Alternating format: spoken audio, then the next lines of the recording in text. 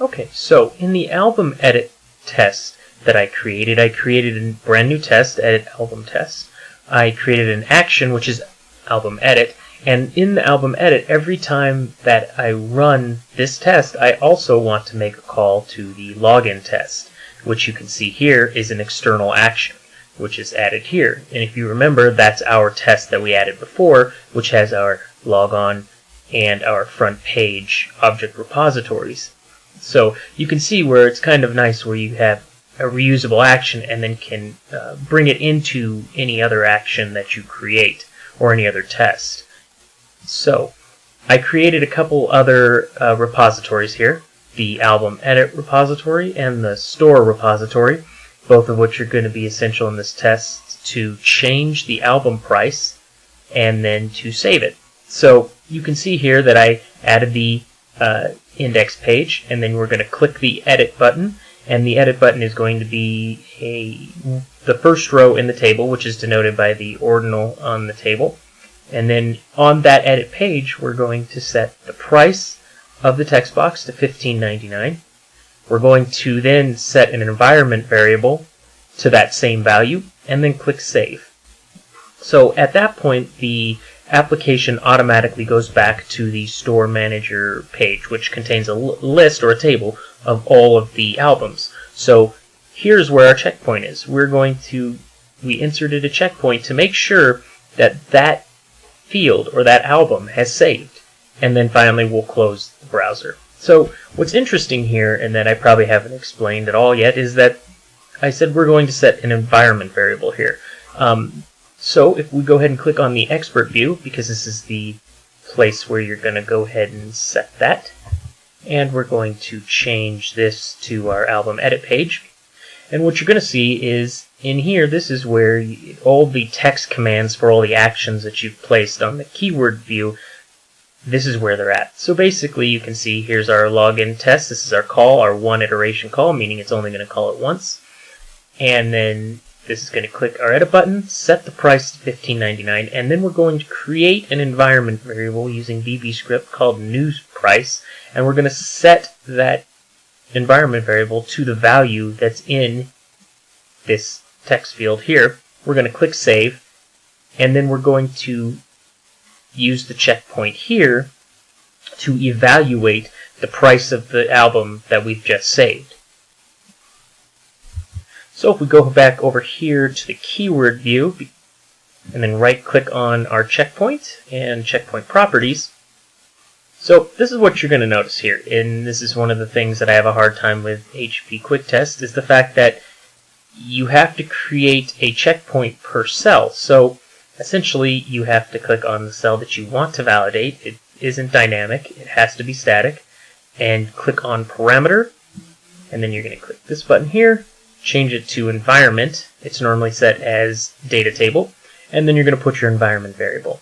You're going to click OK and OK, and basically what this is saying is that when it comes to validate this box here, it's going to make sure that what's in here matches our environment variable. Now you'll notice that all these other all these other cells have checks in them, meaning that they will evaluate here too. Now we can simply click on this and remove it if we wanted to, but these are all going to be pretty static for our tests, so we really don't have to worry about any of that. So just go ahead and click OK. And at this point, our test is pretty much set up. So we have our album edit test, which does the login test, which then goes through the index, edits the first album it finds, it sets the value to $15.99, and will then evaluate the value against our environment variable. Alright, so let's go ahead and run our test and watch how it validates. Click OK here, and we're going to let it go.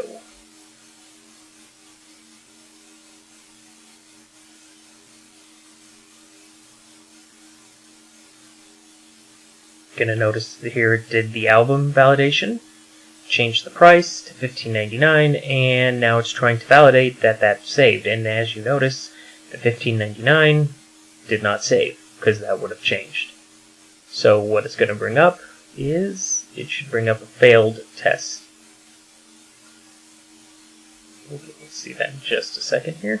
and you're going to see that we had 2 steps, one which passed, one which didn't.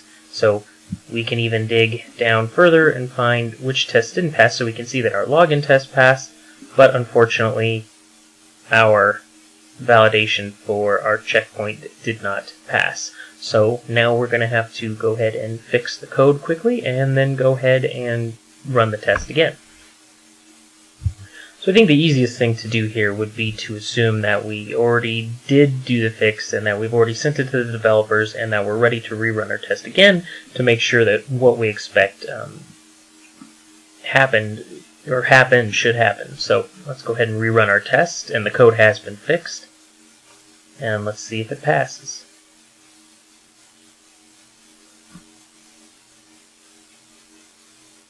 Again, does the admin test.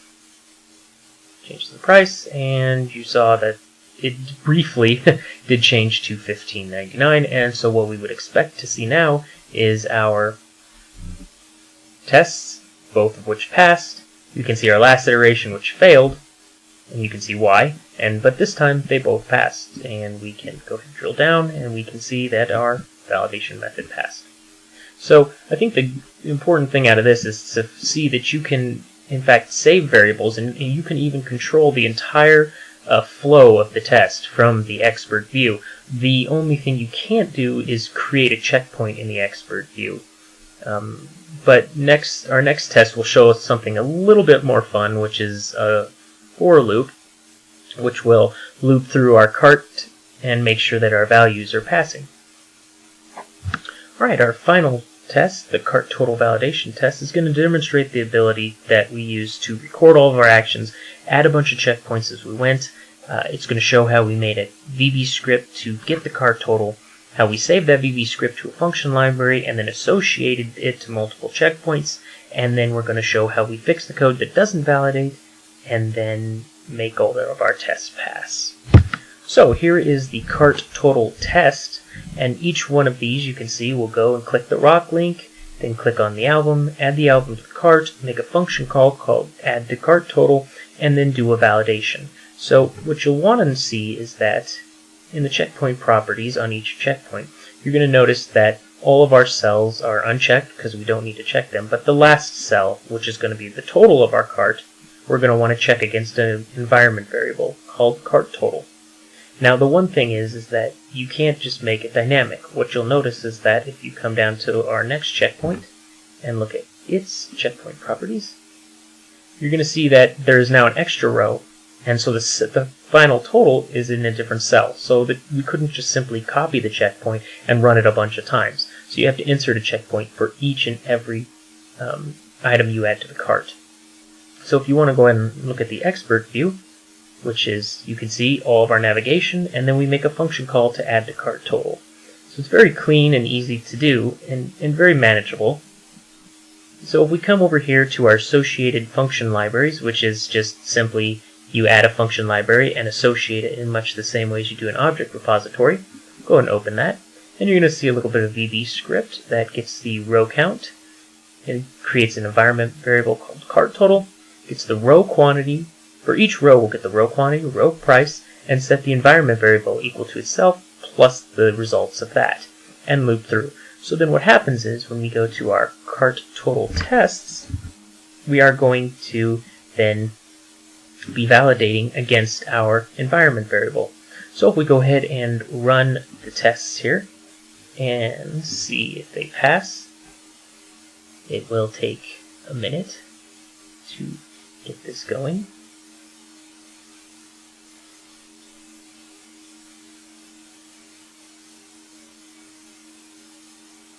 So it should click on the rock link first, and then the album, add the album, and you'll notice $15.99 does not equal $8.99, so there is a bug. Our test is now taking a long time to process it because it tries 10 times for 10 seconds, and we can actually change that if we wanted to, but we're going to try to validate again, and again it will fail. So then kind of what we would expect to see is a screen after this that shows all of our tests failing.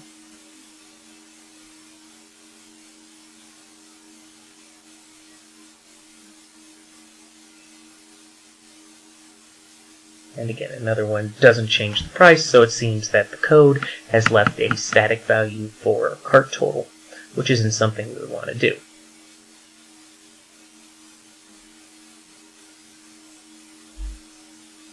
So let's go ahead and view what the results were. And you're going to see that everything failed. So if we drill down, we can see checkpoint 1 failed, checkpoint 2 failed, checkpoint 3 failed, checkpoint 4 failed. All of them failed. So we know that there needs to be a fix implemented.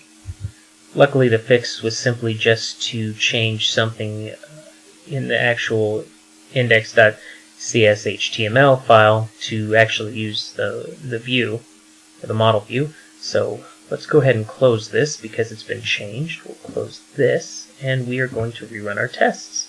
And we will see how they look now.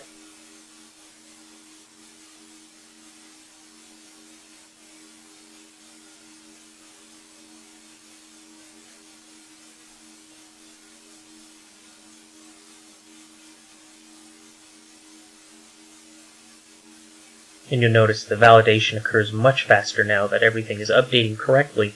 The test framework can move much faster through our test.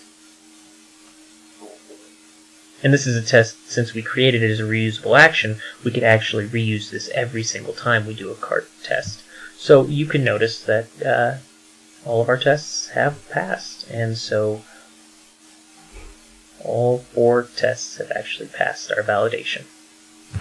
Alright, that concludes our second portion of our review on HP functional testing. I hope you enjoyed the case study that we did. Kind of gives you a little bit of visibility into some of what HP functional testing can do. And there's many, many more things that this tool can do, and it's very powerful. And this is only showing you just a very small portion of it. Thank you.